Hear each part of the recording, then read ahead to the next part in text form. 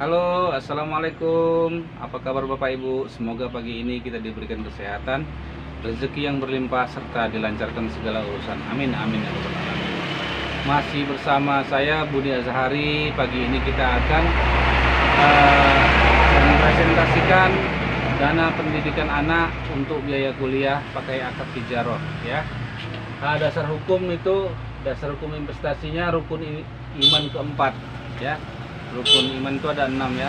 Beriman kepada Allah, beriman kepada malaikat, kitab-kitabnya, beriman kepada nabi dan rasulnya. Jadi ini rukun iman keempat.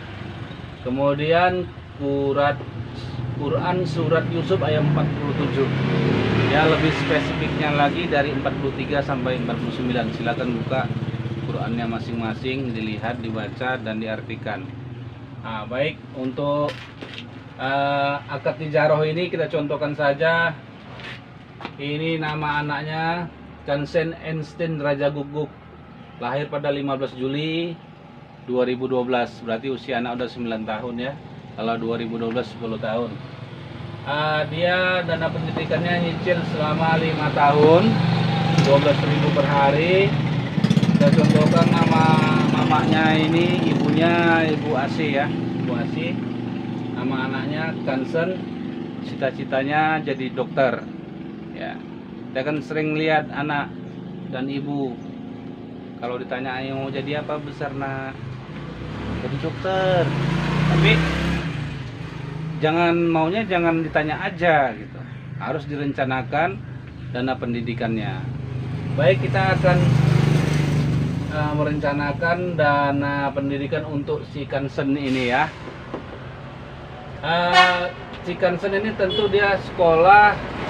Kalau sekolah dia usia 9 tahun, sekarang sudah kelas 2 SD, SD 6 tahun, SLTP 3 tahun, SMA, SLTH 3 tahun.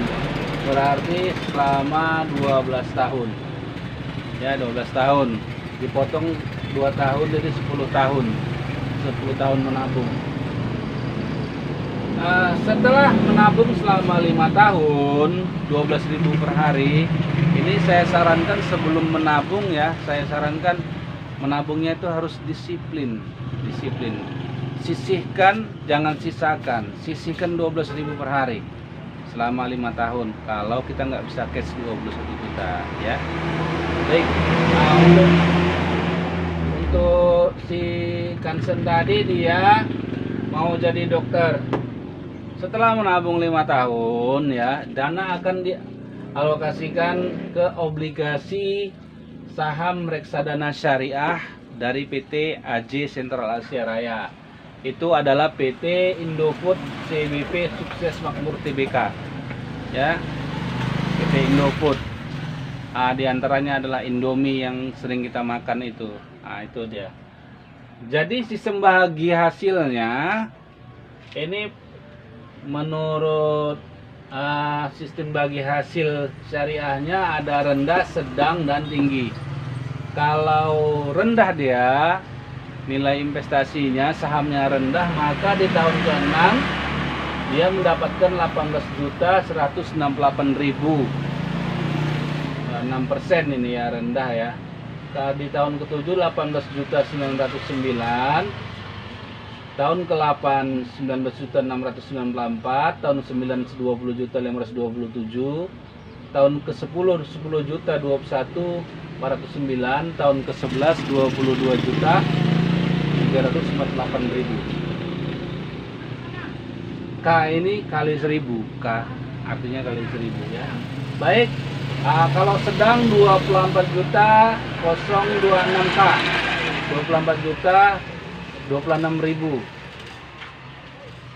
Tahun ke-7 kalau sedang 14%, ini 27 juta 14.000 rupiah ya.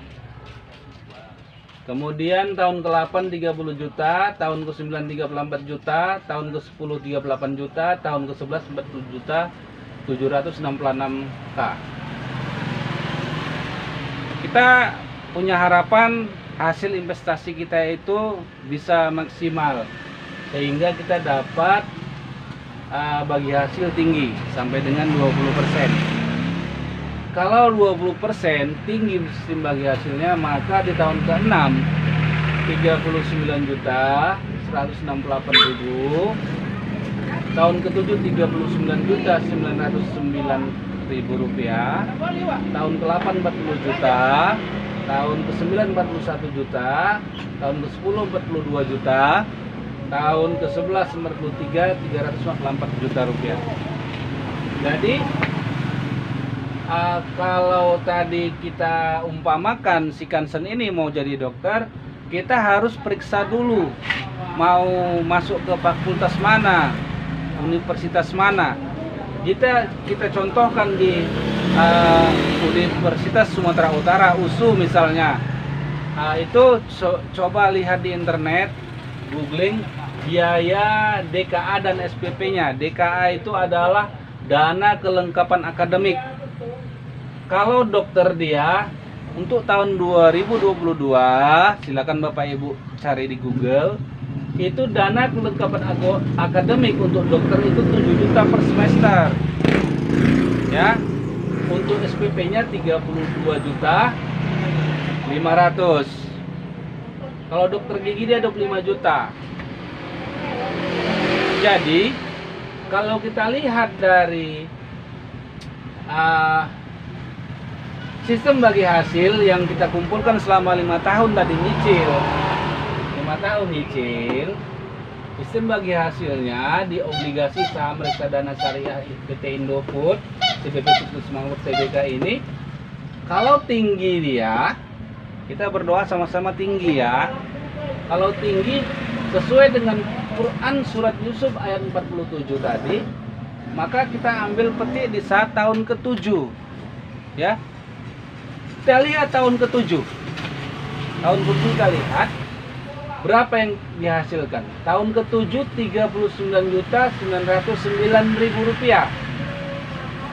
Biaya DKA, dana kelengkapan akademik 7 juta. Biaya SPP 32 juta 500. Cukup nggak ini? Kalau kita ambil tahun ke-7. Jadi kalau nggak cukup, kira-kira bisa dimasukkan ke dokter gigi si anak ini.